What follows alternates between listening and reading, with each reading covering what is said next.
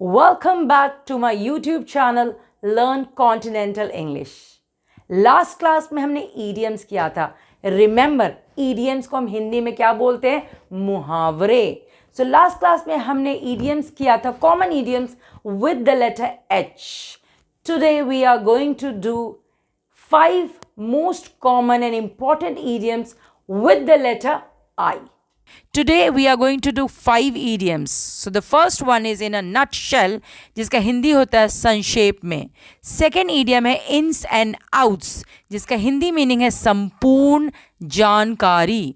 Third idiom with the letter I is in black and white, जिसका Hindi meaning है लिखित. Fourth idiom with the letter I है in full swing, जिसका मतलब होता है या हिंदी मीनिंग होता है जोरों पर. The fifth idiom with the letter I is in someone's good books, जिसका हिंदी मतलब होता है कृपया पात्र होना. अब ये पांचों idioms से मैं आपको sentences और मीनिंग्स फिर से बताऊंगी और हर एक से कम दो सेंटेंस बनाना सिखाऊंगी कि कैसे इन idioms को आप यूज़ करोगे. तो अगर हम पहले ईडियम की बात करें, that is in a nut shell, जिसका मतलब होता है वेरी ब्रीफली या समरी, जिसको हिंदी में आप बोलोगे संक्षेप में. ओके, फर्स्ट सेंटेंस इसका है he told me the plot of the movie in a nut shell. इसका मतलब है कि उसने मुझे पूरे मूवी का प्लॉट एक संक्षेप में बता दिया. ओके, सो नटशेल का मतलब आप इंग्लिश में अगर देखो तो you can say the meaning is summary, to tell the summary of something. Second sentence इसको हम ऐसे बना सकते हैं, the teacher explain the poetry in a nutshell. यानी कोई एक पोएम है, कोई एक पोएट्री है जिसको टीचर ने बहुत डिटेल में नहीं समझाया, बट एक समरी के तौर पे या एक संक्षेप में उसने उस पोएट्री के बारे में बताया. सेकेंड ईडियम था इन्स एंड आउट्स, जिसका मतलब होता है संपूर्ण जानकारी, फुल डिटेल्स. ओके, जैसे कि मैं टीचिंग प्रोफेशन में हूँ, राइट, और मैं 10 साल से टीचिंग प्रोफेशन में हूँ, तो इसको मैं बोल सकती हूँ I know the ins and outs of the teaching profession, कि इसका क्या प्रॉज है, किसका क्या कॉन्स है, and I know the details of this teaching profession. So remember, इसको मैं कैसे बोलूँगी? I know the ins and outs of the teaching profession. Now my husband, he has got a very good idea and very detailed knowledge about the share market. तो इसको मैं कैसे use करूँगी? My husband knows the ins and outs of the share market. Third idiom है in black and white, जिसका English meaning आप बोल सकते हो written और printed, ऐसा चीज़ जो लिखा हुआ रहता है, और हिंदी मीनिंग है इसका लिखित में. इसको हम कैसे यूज़ करेंगे सेंटेंस में? The rules of the game were in black and white so there was no room for debate. यानी गेम का जो सारा रूल्स है वो सारा रिटन फॉर्म में था, इसीलिए there was no room for debate, कोई डिबेट होने का चांस ही नहीं था. एक और सेंटेंस देख लेते हैं, the policies of the company were in black and white to avoid any confusion among the employees.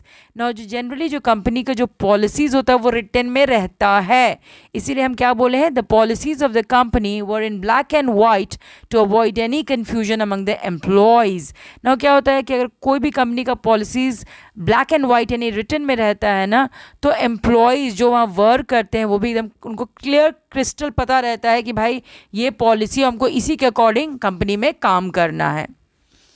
Next idiom मैंने बोला था with the letter I is in full swing, जिसका मतलब होता है इंग्लिश मीनिंग है एट द हाइट ऑफ, या बहुत ज़ोरों पर. इसको हम कैसे सेंटेंस में यूज़ करेंगे?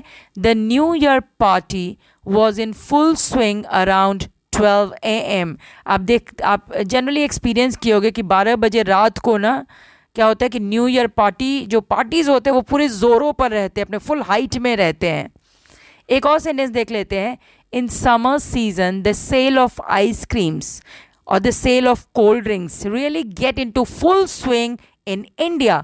ना इंडिया में बहुत ज़्यादा गर्मी पड़ती है, इसलिए क्या होता है समर सीजन में आइसक्रीम और कोल्ड ड्रिंक्स का जो सेल होता है वो पूरे ज़ोरों पर रहता है समर सीजन में. Next idiom with the letter I is in someone's good books. अगर हम इंग्लिश में इसका मीनिंग जानेंगे तो इसका मतलब हुआ बी इन समबडीज फेवर और गुड ओपिनियन, मतलब किसी के ओपिनियन में उसका अच्छा नाम होना, that is called in someone's good books. या इसका हिंदी मतलब आप बोल सकते हो कृपा पात्र होना। इसको हम कैसे यूज़ कर सकते हैं? इनफैक्ट मेरा ये हमेशा, I always try my best, right. मैं क्या ट्राई करती हूँ कि I should always be in the good books of my boss. In fact हर एक एम्प्लॉय को ये ट्राई करना चाहिए कि अपने बॉस की किताबों में उसका नाम अच्छा रहे। इसका मतलब क्या कि बॉस के ओपिनियन में उसका नाम अच्छा रहे। ओके एक और सेंटेंस देख लेते हैं इससे। He is always punctual in his class, so he is in the good books of his teacher.